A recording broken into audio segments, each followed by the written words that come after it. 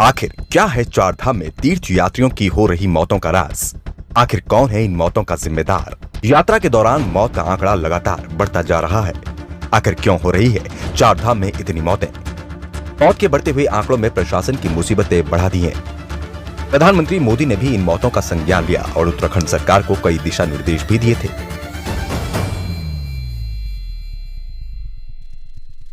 बावजूद इसके तीर्थ यात्रियों की मौत कई सवाल जरूर खड़े कर रही है। चारधाम यात्रा मार्ग पर तीर्थ यात्रियों की मौत को लेकर खुद सरकार के मंत्री भी चिंता व्यक्त कर रहे हैं। शहरी विकास मंत्री प्रेमचंद अग्रवाल ने बताया कि केदारनाथ में 40, यमुनोत्री में 22, बद्रीनाथ में 12 और गंगोत्री में 6 लोगों की मौत अब तक हो चुकी है। उन्होंने कहा कि स्वास्थ्य विभाग के अधिकारियों को दिशा निर्देश जारी कर दिए गए हैं, जिससे यात्रा मार्ग पर जाने से पहले लोगों से अंडरटेकिंग ली जा सके और उन्हें यात्रा पर भेजा जा सके। दरअसल कई लोग पूर्व में कोरोना पॉजिटिव और हार्ट की बीमारी से ग्रसित रहे हैं, जिन्हें यात्रा पर अभी न जाने की सलाह दी जा रही है, लेकिन उसके बावजूद भी कई लोग यात्रा पर जा रहे हैं, जिसके चलते इस तरीके के मामले सामने आ रहे हैं। वहीं स्वास्थ्य विभाग द्वारा बनाए गए नोडल अधिकारी की ओर से तमाम तैयारियों का हवाला दिया और कहा कि यात्रियों को हर संभव मेडिकल की सहायता मुहैया कराई जा रही है। जगह जगह स्थायी और अस्थायी कैंप भी बनाए गए हैं, जहां पर लोग आकर अपने स्वास्थ्य चेकअप करवा रहे हैं। उन्होंने कहा कि लोग अपनी मेडिकल हिस्ट्री को छिपाकर यात्रा कर रहे हैं। बीमार लोगों को ये हिदायत दी गई है कि वो संबंधित डॉक्टर का नंबर अपने पास रखें, पर भी उन्हें कोई दिक्कत हो रही है तो वो स्वास्थ्य कर्मियों को मिले और स्वास्थ्य सेवाओं का लाभ उठाएं। लेकिन मैं आपको बता दूं, ये हमारे अस्पताल में नहीं हो रही है, ये ब्रॉड डेड हो रहे हैं। माने ये ठंड की वजह से, जो भी आपने कहा क्यों हो रही है, ठंड की वजह से हाइपोथर्मिया, भीग जा रहे हैं, बर्फ है, इनके पास वुलन क्लोथ्स नहीं है, या फिर ये अगर भीगे नहीं है तो ये स्नान कर रहे हैं, ठंडे वाटर में स्नान कर रहे हैं, जिसे एक्सट्रीम हाइपोथर्मिया है। एक तो ये हो गया। दूसरा, कल रात को भी एक लेट सोनप्रयाग विवेकानंद हॉस्पिटल से, जो वहाँ पे एक हॉस्पिटल है, उधर भी ब्रॉड डेड लाया गया। वो करीब 71 ईयर्स के बिहार के व्यक्ति थे, वो ठंड की वजह से हाइपोथर्मिया से ब्रॉड डेड। तो ये हो गया।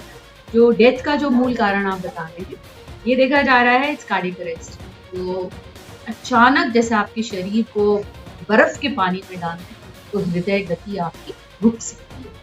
तो ये एक चिंता का विषय है। यात्री नहीं कर रहे हैं, भीग रहे हैं और ठंडे पानी में, एक तो नेचुरल बारिश बर्फ की वजह से, दूसरा स्वयं पानी में लगा रहे आज तक। और ज़्यादातर 60% डेथ्स ब्रॉड डेड जो हुए हैं, वो सारे के सारे 60% 60 to 70 years upper age limit वाले ही, कम एज लोग कम। एंड लास्ट में एक चीज़ बोलना चाह रही हूँ, जितने भी हमने हेली इवैक्यूएशंस करे, वो सारे के सारे आज की तारीख में more than 35 heli evacuation. Kedarnath ji itself से 30 इवैक्यूएशन एम्स और अदर प्लेसेस में। कल ही एक जिसको काफ़ी ज़्यादा चोट लगी थी, खच्चर की वजह से उसकी किडनी और स्प्लीन इंजर हो गई थी, ग्रेड 4 इंजरी थी, वो कल डिस्चार्ज हो गए। तो हम कहेंगे कि हेली से भी लोग काफ़ी बच गए। वहीं यात्रा को लेकर पर्यटन विभाग द्वारा सुझाव दिया गया है कि यात्री लंबी यात्रा के फौरन बाद धाम में दर्शन के लिए पैदल यात्रा न करें। ऐसा करने से शारीरिक रूप से थकान उनके लिए परेशानी बन सकती है। लिहाजा यात्रियों को यात्रा करने से पहले अपना चार धाम के लिए शेड्यूल तय करना चाहिए, ताकि रुक रुक कर यात्रा करते हुए यात्रा को सुगम बनाया जा सके। पर्यटन विभाग का तीसरा सुझाव यात्रियों की बढ़ती भीड़ से जुड़ा था। पर्यटन सचिव दिलीप जावलकर ने कहा कि देश भर के यात्री चार धाम पहुंच रहे हैं। अब तक ये आंकड़ा 11 लाख से ज्यादा हो चुका है, जबकि 20 लाख से ज्यादा लोगों ने यात्रा के लिए रजिस्ट्रेशन करवाया है।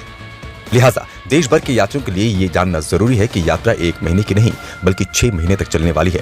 इसलिए यात्रा में यात्री बिना जल्दबाजी के चार धाम की यात्रा कर सकते हैं। लिहाजा यात्रियों को अपने कार्यक्रम को उसी के अनुसार बनाना चाहिए। पर्यटन सचिव ने कहा कि 40 से 45 दिनों में ही चार धाम की यात्रा में 60 से 65% श्रद्धालु दर्शन के लिए पहुंच जाते हैं, जबकि बाद में यात्रा के दौरान श्रद्धालुओं की संख्या काफी कम हो जाती है। लिहाजा श्रद्धालुओं को इसी के अनुसार अपने कार्यक्रम तय करने चाहिए। अब तक 22 लाख न्यूज इंडिया अपडेट आपका अपना चैनल है। खबर को शेयर करना बिल्कुल न भूलें और पेज को जरूर फॉलो करें, ताकि आपको मिल सके हमारी खबर सबसे पहले।